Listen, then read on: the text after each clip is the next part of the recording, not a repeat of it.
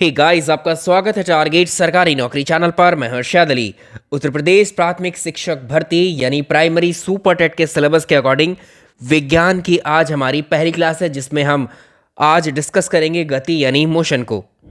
सबसे पहले गति से संबंधित जो शब्दावली है, जैसे कि दूरी, विस्थापन, इसके साथ वेग, चाल, त्वरण, इन सारी टर्मिनोलॉजी को डिस्कस करेंगे और फिर हम लास्ट में अंत में आएंगे न्यूटन के गति के नियमों पर, जो परीक्षा के लिहाज से इस टॉपिक में सबसे महत्वपूर्ण है।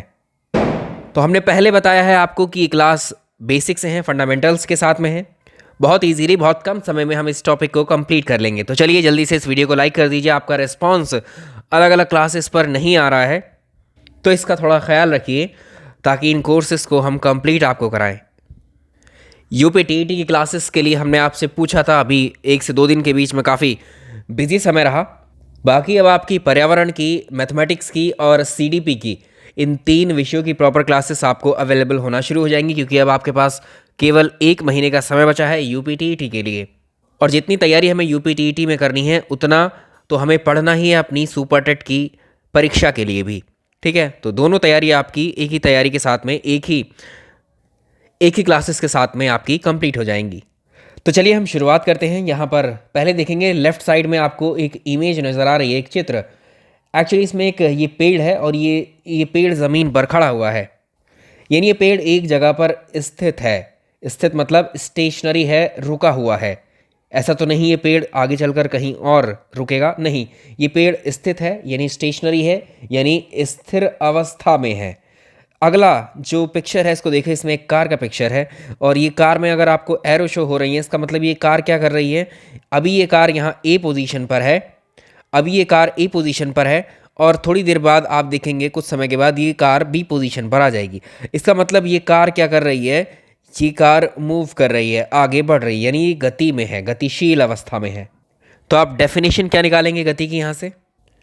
मान लीजिए ये कार अभी यहाँ पर 5:17 पर यहाँ है। 1 मिनट बाद देखेंगे आप, ये कार कुछ दूरी चल लेगी, यानी समय के साथ इस कार ने अपनी स्थिति को चेंज कर लिया, यानी अपनी जो ये पहले इस पॉइंट पे थी, फिर इस पॉइंट पे गई, फिर इस पॉइंट पे, फिर आगे ऐसे बढ़ती गई।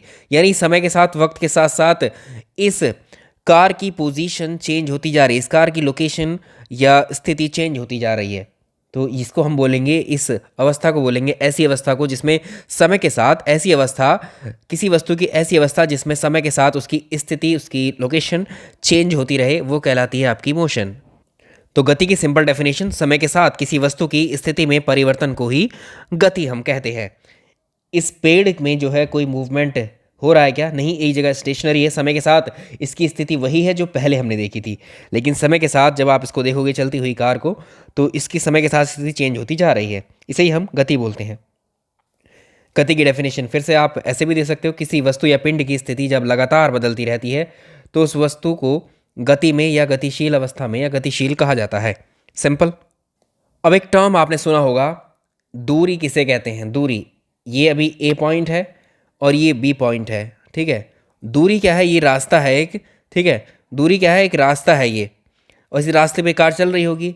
जब ये ए पॉइंट पे है और आपने देखा कुछ समय बाद, मैंने टी समय बाद या 5 सेकंड बाद, 10 सेकंड बाद ये कार यहाँ ए से बी पहुँच गई, बी पर पहुँच गई, तो इसने इस ए पॉइंट से बी पॉइंट तक जाने में इस रास्ते की लंबाई को ही तो तय किया है।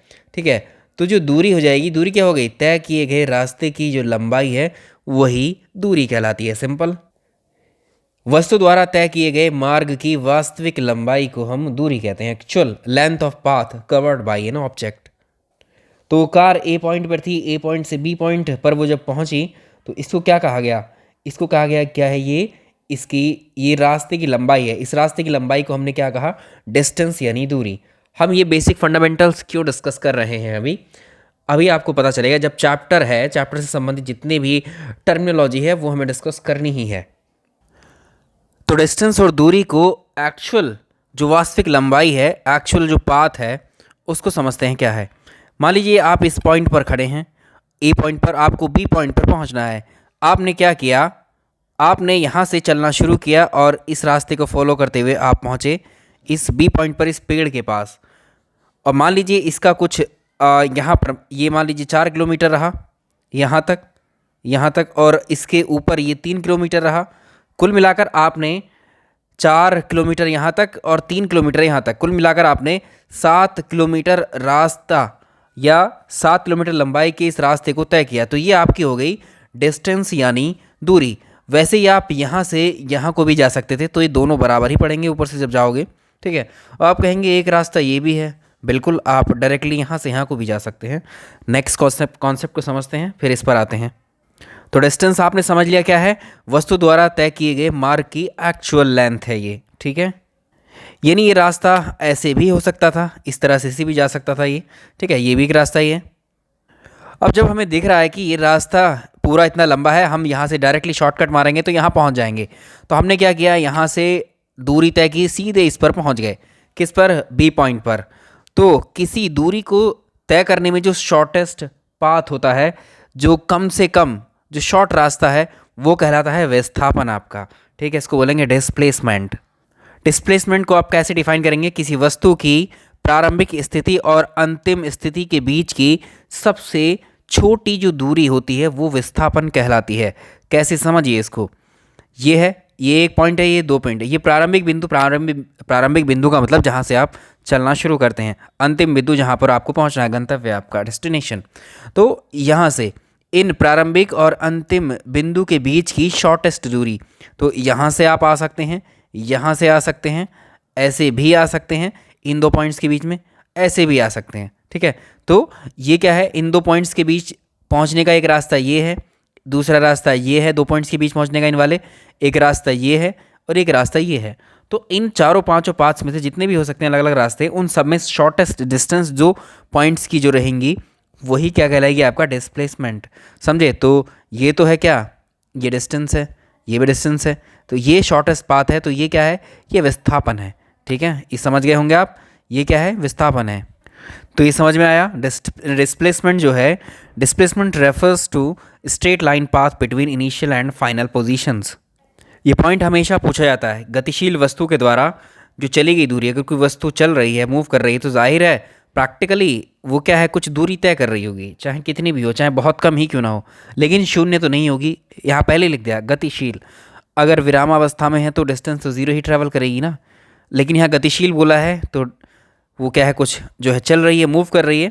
तो मूव करते वक्त क्या होगी, उसकी जो चली गई दूरी है वो कभी शून्य नहीं हो सकती, कुछ ना कुछ उसकी वैल्यू ज़रूर होगी, कुछ ना कुछ दूरी तय की गई होगी। लेकिन जो विस्थापन है वो शून्य हो सकता है।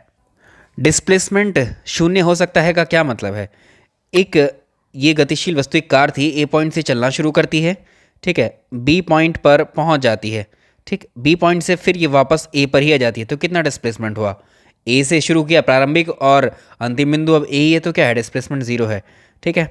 इस तरह से हो सकता है। तो दूरी कभी भी शून्य नहीं हो सकती, विस्थापन शून्य हो सकता है।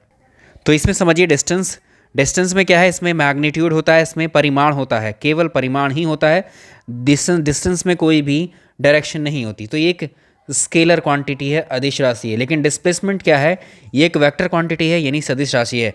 इसमें मैग्नीट्यूड और डायरेक्शन, ऐसी राशियाँ जिनमें डायरेक्शन, दिशा और मैग्नीट्यूड दोनों होते हैं, वो कहलाती है सदिश या वेक्टर। और जिनमें केवल परिमाण या मैग्नीट्यूड होता है वो कहलाती हैं आपकी अदिश यानी स्केलर। क्लासेस को आप लाइक एंड शेयर अभी नहीं कर रहे हो, प्लीज़ करना स्टार्ट कर दीजिए, क्योंकि रेगुलर हमने 3 क्लासेस का अभी प्लान किया है, ठीक है। तो 3 क्लासेस मिनिमम आपको रहेंगी, तो आपसे रिक्वेस्ट है ज़रूर देखना आप उनको। चलिए एक अगला टर्म समझते हैं कि एक समान गति या यूनिफॉर्म मोशन क्या होती है। कोई भी वस्तु एक समान गति कब करती है, मान लीजिए कोई ये एक कार मूव कर रही है, ठीक है, ए पॉइंट पर है ये, अभी इसने कार ने चलना शुरू किया, ये चला और 2 सेकंड के बाद ये कहाँ पहुँच गई, बी पॉइंट पर। फिर अगले 2 सेकंड के बाद यानी चौथे सेकंड में ये कहाँ पहुँच गई, सी पर। अगले 2 सेकंड बाद यानी 6 सेकंड के बाद ये कहाँ पहुँच गई, सी पर। तो ये क्या कर रही है, इसने इस सेकंड में ये जो है मान लीजिए यहाँ पर ये 1 मीटर डिस्टेंस चली इसने, ठीक है, 2 सेकंड में 1 मीटर गई, और यहाँ पर अगले में भी ये 1 मीटर ही गई, अगले 2 सेकंड में, अगले 2 सेकंड में भी 1 ही मीटर गई। तो इसमें क्या है, यानी समय सेम है, हर समय अंतराल जो है, जो टाइम पीरियड है, हर टाइम पीरियड इनके पास एक जैसा ही है।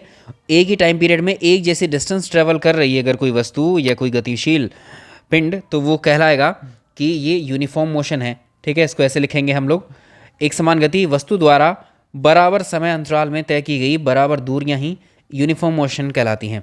अब इसको समझिए, यूनिफॉर्म मोशन को कैसे समझेंगे ग्राफ पर। यहाँ देखिए, यहाँ पर इसको ग्राफ पर कैसे रिप्रेजेंट करते हैं। एक तरफ है टाइम, मान लीजिए अभी 1 सेकंड हुआ है, ठीक है, कार यहाँ पर है। 1 सेकंड, 1 सेकंड में डिस्टेंस मान लीजिए 1 किलोमीटर, 2 किलोमीटर, 3 किलोमीटर, ठीक है। ये 1 सेकंड, 2 सेकंड, 3 सेकंड या 1 मिनट, 2 मिनट, 3 मिनट, जो भी आप लेना चाहें, ठीक है। तो जब 1 मिनट हुआ, 1 मिनट हुआ और ये कार 1 मिनट या 1 सेकंड, कुछ भी आप यहाँ ले सकते हैं, सेकंड ले लीजिए, मिनट ले लीजिए, ठीक है। तो 1 सेकंड में ये कार यहाँ पहुँच गई, कहाँ पर, 1 किलोमीटर डिस्टेंस पर ये पहुँच गई, ठीक। अगले अगले सेकंड में ये अगले सेकंड में कहाँ पहुँच गई, ये यहाँ पहुँच गई, ठीक है। अगले सेकंड में ये यहाँ पहुँच गई, यानी हर सेकंड में इसने क्या किया, 1 किलोमीटर की डिस्टेंस को ट्रैवल किया, ठीक है। तो ये इस तरह से, तो ये क्या है, यूनिफॉर्म मोशन का ग्राफ है। कभी कभी डायरेक्टली आपको पूछ लेता है इनमें से कौन सा एक समान गति का ग्राफ है ये, यानी हर मिनट में जितनी यहाँ 1 सेकंड का टाइम लिया तो 1 किलोमीटर डिस्टेंस रहेगी, अगला सेकंड लिया तो अगला 1 किलोमीटर तय किया, ठीक है। इसी तरह से हम पढ़ेंगे असमान गति। यदि कोई वस्तु बराबर समय में, मान लीजिए एक वस्तु यहाँ से चलना शुरू करती है और वो 1 सेकंड में 1 किलोमीटर दूरी तय करी उसने, अगले सेकंड में, ठीक है, अगले दूसरे सेकंड में, ठीक है, दूसरे सेकंड में इसने क्या किया, इसने 3 किलोमीटर तय कर ली, अगले तीसरे सेकंड में इसने 6 किलोमीटर तय कर ली, ठीक। तो ये क्या है, समय अंतराल तो समान है, 1 1 सेकंड के गैप पे है, लेकिन जो डिस्टेंस ट्रैवल कर रही है वो अलग अलग कर रही है हर सेकंड के दौरान, ठीक है। तो इसको क्या बोलेंगे हम, ये है नॉन यूनिफॉर्म मोशन। यदि कोई वस्तु बराबर समय अंतराल में असमान दूरियां तय करती है तो कहलाता है। तो इसका एक एग्जाम्पल होगा, एक स्वतंत्र रूप से अगर आप किसी वस्तु को, एक बॉल को गिराओगे तो वो क्या करेगी, वो एक नॉन यूनिफॉर्म मोशन फॉलो करती है। असमान गति के लिए जो ग्राफ बनता है वो कुछ इस तरह का बनता है, पैराबोलिक, ठीक है, इस तरह से रहता है। 1 सेकंड, इस तरह का ग्राफ, ये असमान गति को दर्शाता है। तो दोनों ग्राफ आपको समझ में आ गए, ये दोनों आप कभी एग्जाम में पूछे तो आप बता सकते हैं कौन सा यूनिफॉर्म का है, कौन सा नॉन यूनिफॉर्म का है। चलिए अगला टर्म डिस्कस करेंगे, स्पीड यानी चाल। ये क्या होती है, चाल, ये गति से संबंधित है ये टर्म। तो यहाँ पर ये कार है, कार अभी ए पोजीशन पर है, कार धीरे धीरे चल रही है, ठीक है। यदि अगर आप देखें, अगर कार धीरे धीरे चल रही है तो हम बोलते हैं कि कार की स्पीड कम है। अगर कार बहुत तेज़ी से चल रही होती है तो हम बोलते हैं कि कार की स्पीड ज़्यादा है या चाल अधिक है। तो चाल किस चीज़ को बताती है वैसे, एक्चुअली का जो चाल है वो हमें ये बताती है कोई वस्तु कितनी तेज़ चल रही है या कितनी मंद चल रही है, यानी कितनी कम तेज़ चल रही है, ठीक है। तो इस प्रकार से हम कह सकते हैं, यहाँ से ए पॉइंट से चलना शुरू किया इसने और ये यहाँ से चलना शुरू किया, मान लीजिए 5 बजे, ठीक। और इसने 5 बजे इसने कुछ दूरी जाकर, मान लीजिए कुछ डिस्टेंस तो ट्रैवल करेगी, बी पॉइंट मान लीजिए 1 किलोमीटर की डिस्टेंस तय करी इसने, और ये 5:10 पर यहाँ पहुँच गई, ठीक है। सिंपल ऐसे समझ लीजिए, इसको भी छोड़िए, चलिए टाइम वाइम हम कंसिडर नहीं कर रहे हैं यहाँ पर, अभी एग्जैक्ट टाइम नहीं ले रहे हैं। एक वस्तु थी ए पॉइंट, इसने चलना शुरू किया, जब ये चलेगी तो आगे बढ़ती जाएगी और ये कुछ दूरी जाकर, काफ़ी दूरी में जाकर, कुछ दूरी जाकर ये रुक गई। तो जाहिर है यहाँ से यहाँ तक पहुँचने में, जहाँ ये रुकी है, इसने कुछ टाइम भी लिया है। यहाँ से यहाँ तक पहुँचने में इसको 1 सेकंड, 2 सेकंड, 10 सेकंड, 1 घंटा कुछ भी लगा होगा, और यहाँ तक पहुँचने में इसने कुछ डिस्टेंस भी ट्रैवल करी है, ये दूरी भी तय करी है, ठीक है। तो अब हम जो कहेंगे कि किसी वस्तु के द्वारा प्रति इकाई समय में जो चली गई दूरी है, किसी वस्तु के द्वारा ये जो चली गई दूरी है पर सेकंड या पर टाइम के हिसाब से, वही आपकी स्पीड कहलाती है। इसको ऐसे डिफाइन करेंगे हम, चलिए इसको देखिए, किसी वस्तु द्वारा प्रति समय इकाई में चली गई दूरी को चाल कहा जाता है, ठीक है। यहाँ से यहाँ तक पहुँचने में इसने कुछ टाइम लिया होगा, ठीक है, और कुछ डिस्टेंस ली होगी। तो distance travel by an object per unit time is called speed, simple, ठीक है। तो चाल क्या है, प्रति समय में चली गई दूरी, ठीक है, प्रति समय में चली गई दूरी को चाल कहते हैं। तो चाल स्पीड बराबर होता है डिस्टेंस ओवर टाइम, ये इसका फॉर्मूला है। और इसका मात्रक क्या हुआ, इसकी यूनिट क्या हुई चाल की स्पीड की, मीटर पर सेकंड। ये मीटर में है और ये सेकंड में है समय, ठीक है। चाल क्या है, एक अदिश राशि, एक स्केलर क्वांटिटी है। कभी कभी आपसे पूछ लेता है इसमें से कौन सी स्केलर है, कौन सी वेक्टर है, ऐसे पूछता है। इसी से जुड़ा हुआ एक और टर्म है वेग। क्या होता है, स्पीड और वेग में क्या डिफरेंस होते हैं। वेग, किसी वस्तु का वेग जो होता है दी हुई दिशा में प्रति इकाई समय में चली गई दूरी।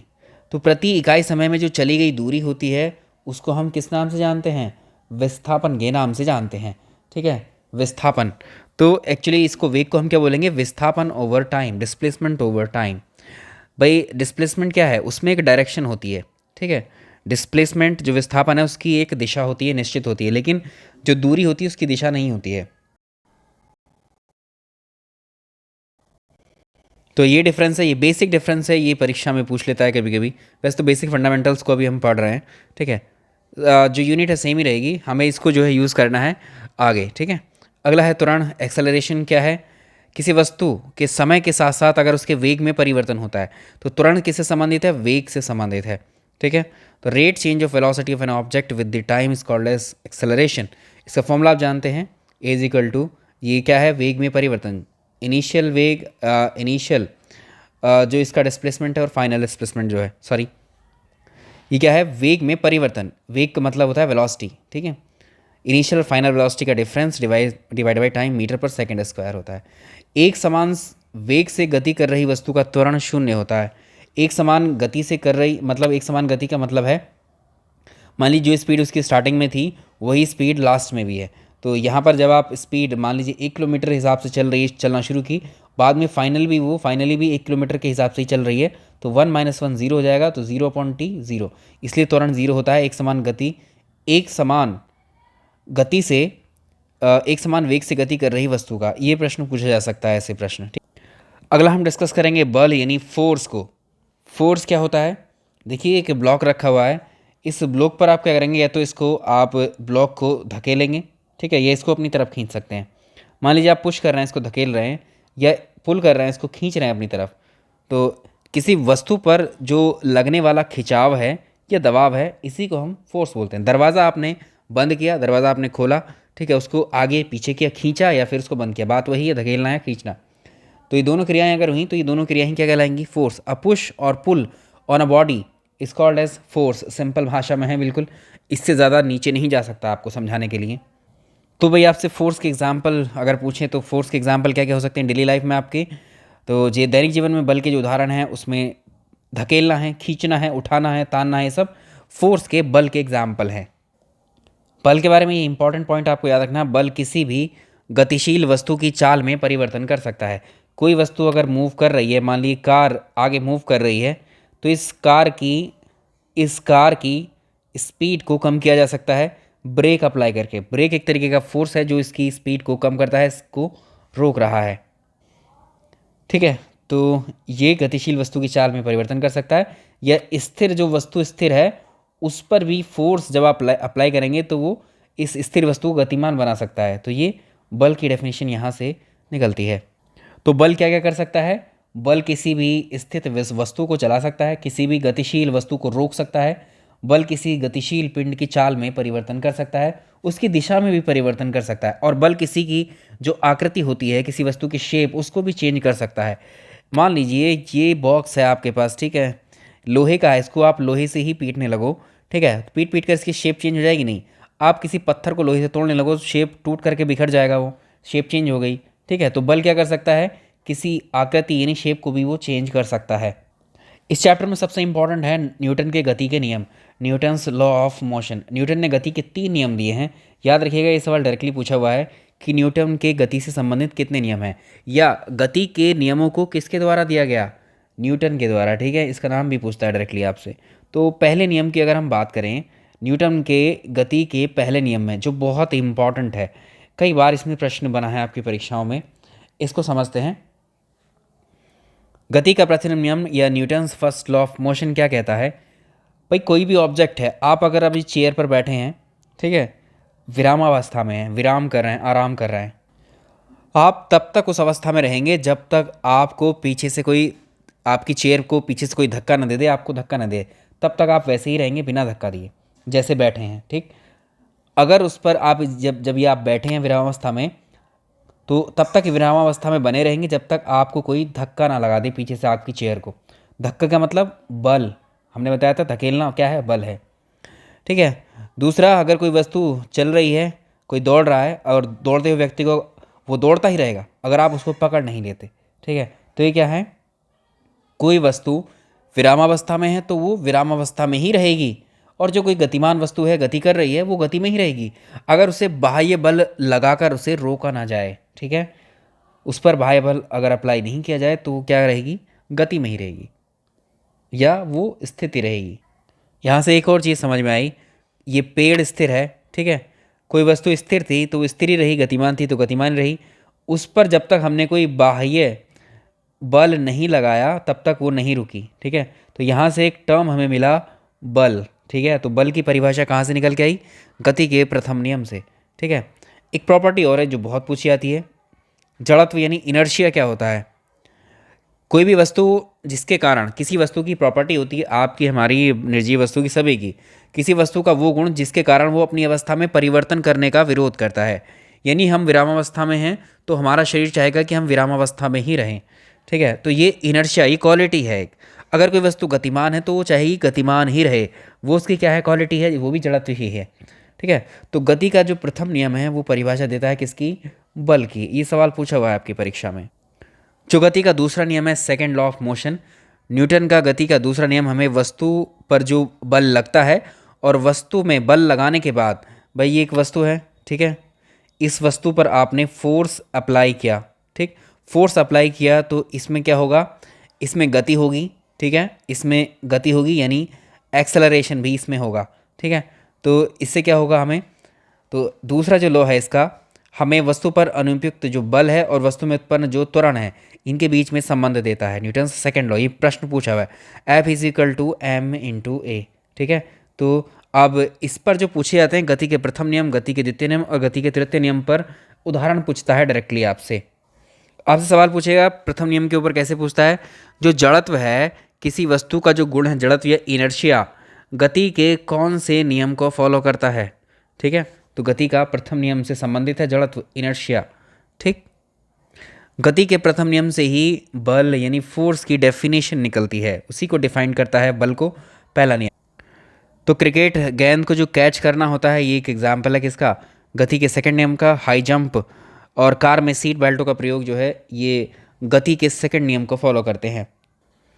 तीसरा और अंतिम नियम है इसका Newton's third law of motion. ये कहता है कि प्रत्येक क्रिया की बराबर और विपरीत प्रतिक्रिया होती है। To every action there is an equal and opposite reaction. कैसे, ये दीवार है, ठीक है, दीवार पर आपने घूंसा मारा एक, ठीक है, पंच दिया इस पे दीवार पर, तो ऐसा होना चाहिए था कि आपने जो है एक पंच मारा दीवार पर, तो इस पंच से इस दीवार को जो है खोखला हो जाना चाहिए था, ये दीवार यहाँ से टूट जानी चाहिए थी जहाँ आपका पंच लगा, लेकिन ऐसा नहीं होता है। ठीक है, जिस ताकत से आपने ये पंच इस दीवार पर मारा, उतनी ही ताकत जो है इस दीवार ने आपके पंच पर भी तो अप्लाई किया, तभी तो ये न्यूट्रल रहा, तभी तो इसमें कोई डिस्प्लेसमेंट ही देखने को नहीं मिला हमें। ठीक है, तो ये क्या है भाई, कि जब आप कोई एक्शन करते हो तो उसका रिएक्शन जो है बराबर होता है। ठीक है, जितना बल आपने इस पंच के माध्यम से, इस घूंसे के माध्यम से इस दीवार पर लगाया, उतना ही बल इस दीवार ने आपके पंच पर लगाया। ठीक है, तो यही होता है क्या, प्रतिक्रिया, जो क्रिया, जो एक्शन है और उसका रिएक्शन। इसके उदाहरण पूछे जाते हैं आपसे, जैसे हम जो ज़मीन पर चलते हैं, इसके एग्जाम्पल देखो, इसके एग्जाम्पल में देखो, मानव का भूमि पर चलना। कैसे, जब हम लैंड पर चलते हैं तो हम पैर जो है, भूमि जो हमारी है, हमारे जो पैर है, भूमि को पीछे की ओर धक्का देते हैं, तभी तो हम आगे की ओर चलते हैं। कभी ऑब्जर्व किया होगा आपने, चलते रहते हैं, अभी इसको ठीक से सोचो, जब हम चलना शुरू करते हैं तो हम क्या करते हैं, इस भूमि को पीछे की ओर धक्का देते हैं, तब आगे की ओर जाते हैं हम। ठीक है, तो बदले में क्या करती है, जो भूमि है हमारे पैरों को आगे की ओर धक्का देती है। जैसे बंदूक का पीछे की ओर हटना, जैसे ही बुलेट फायर की जाती है तो बंदूक पीछे की तरफ झटका लगता है बंदूक का, ये भी एग्जाम्पल न्यूटन के थर्ड लॉ का। नाव और पोत की स्थिति, जैसे हम पीछे पतवार से एक वो होता है पाइप, उससे पानी को पीछे की ओर खींचते फेंकते हैं तो नाव आगे की तरफ भागती है। ऐसे ही घोड़ा गाड़ी खींचते हुए घोड़े की जो स्थिति है वो भी यही न्यूटन्स के थर्ड लॉ को फॉलो करती है। तो ये हो गए हमारे न्यूटन्स लॉ और गति वाला टॉपिक कंप्लीट। आई होप समझ में आया होगा ये। इसके प्रश्न जब आपको हम कराएंगे इसी चैप्टर के, तो आपको और क्लियर हो जाएगा अभी। ठीक है, इससे ज़्यादा बेसिक नहीं हो सकता है। तो ये पसंद आया तो इसको लाइक और शेयर कीजिएगा आप, और मिलते हैं अपने नेक्स्ट वीडियो में अगले सेशंस में। फिर रेगुलरली क्लास आएंगी, अब आप जो है फॉलो करना शुरू कीजिए इसको। आप लोग वेट कर रहे हैं, मैं अभी कुछ दिन से काफ़ी व्यस्त हूँ, इस वजह से क्लासेस नहीं आ पा रही थी आपकी। ठीक है, जैसे आपसे वादा किया गया था, मैथ्स EVS प्लस CDP, इन तीनों की क्लासेस हम लोग चलाएंगे। तो मिलते हैं इन्हीं क्लासेस में आपकी। चलिए चैप्टर वाइज ही पढ़ाएंगे, जो आपने कह दिया है कि चैप्टर वाइज पढ़ाइए उसको, थ्योरी मतलब थ्योरी आपको करनी, कॉन्सेप्ट उसको डिस्कस करेंगे अब हम। Thank you so much.